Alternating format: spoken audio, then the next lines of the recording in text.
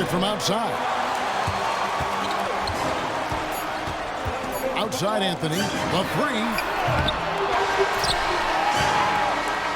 The scoring fast and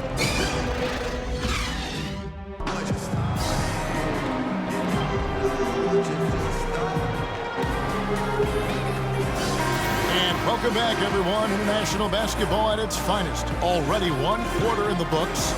USA versus Australia. A lot of talent on both of these teams. And you know, I'm not surprised to see such a competitive game thus far. Both teams sort of feeling each other out. Well, I tell you, this is quite an intense atmosphere. We'll see what Mr. Perez has in store for us here in the second quarter. And you have to be impressed with the balance that the Australian team has. Defenders and scorers from top to bottom. It's a big part of why they have been so successful here in the tournament. Yep, exactly. I mean, the Australians have put together a team that works extremely well with each other and have played unselfish basketball the whole way. I mean, they're definitely more than the sum of their parts on paper, and I'd say kudos to the Australian Federation for putting this group together. Crawford with the rebound. Well, it's been a bit of a tradition to take one exceptional college player on the U.S. team and on their roster. This cycle, it's Prez's turn. And it's happened before. Remember Christian Laettner and the Brow, and just how those two were special in college. The same can be said for Prez. Plus, he'll get a chance to test himself on the international stage. Got a piece of it. Martin against Lowe. And George, here we go. That falls. Nice feed that time from Kyle Lowry. And it's a 10-point Team USA lead.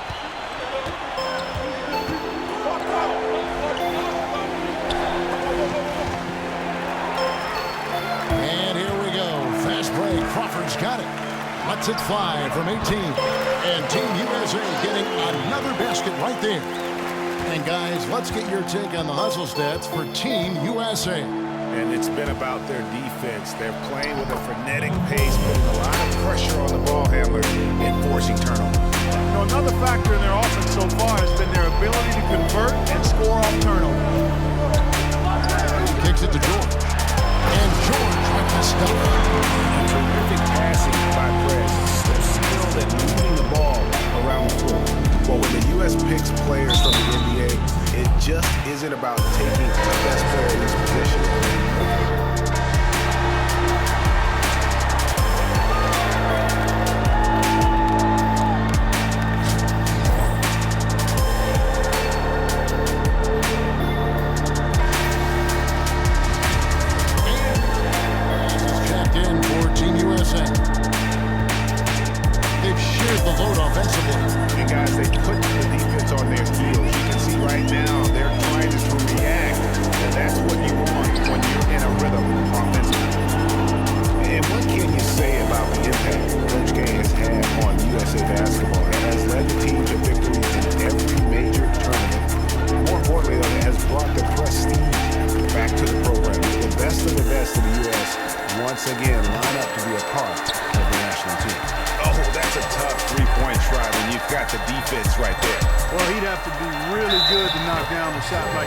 Against that kind of defense.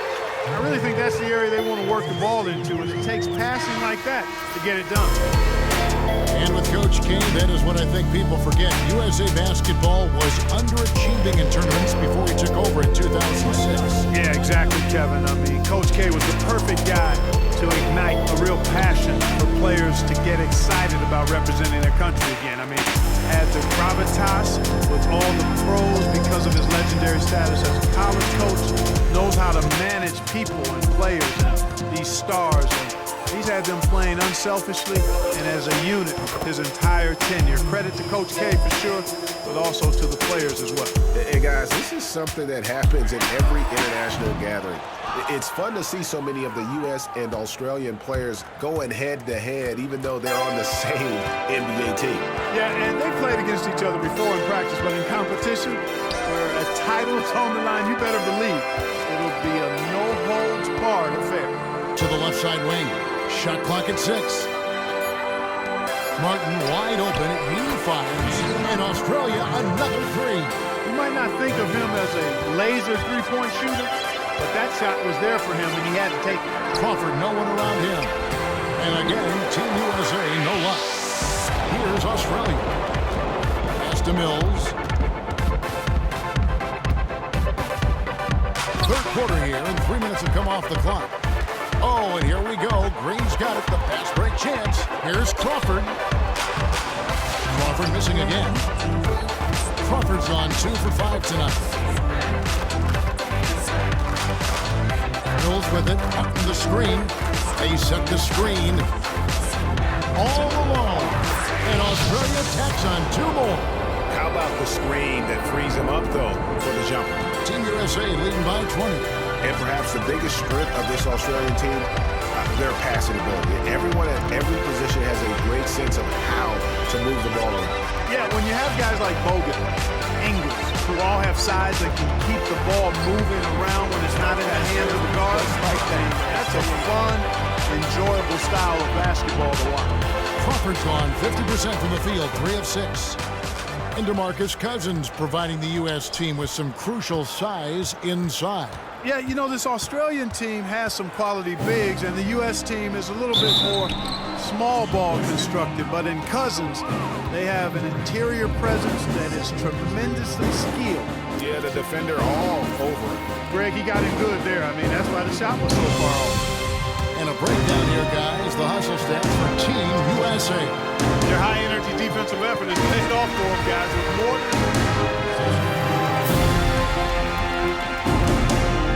they are in complete control. This is the ultimate definition of the zone. Everything they've done has worked. And it's Jordan with the jam. You just talk about being mad for no reason. He came out of nowhere to put that one back. That's making them pay for letting him get his hands on the rebound. is it ever. They won't make that mistake. What is amazing to me about this U.S. team is that every NBA team, all these players are the guy. Yet here for the U.S. team, each player has no qualms or hesitation to put their egos aside and play a minor role if needed. Well, you know all of these guys, Greg, are great competitors, and they know that they'll see the ball a lot less being part of this team, but it's part and parcel of the sacrifice they sign up for when they have the honor of representing the United States in international competition. Popper drives in, shoots from 12. Good on the bucket. They should continue to get the ball inside. The defense struggling to contain them. And when you make 5 in a row in close like that, it also takes pressure off your perimeter guys, too.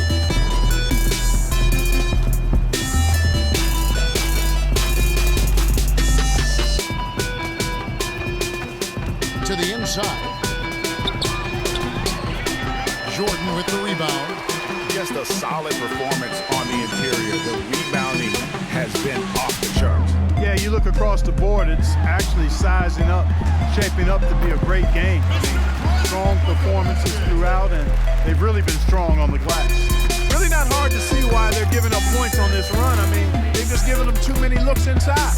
Yeah, and usually when a team goes on a run like this, it's because they are getting too many opportunities on the inside to make them beat you from deep. 6 to shoot, tipped away. And Mills kicks to Bogut. Halt for run, that's in. That's his 5th field goal. He's shooting a hot 71%, 5 for 7. Now here is Lowry. Crawford outside. Australia grabs the miss.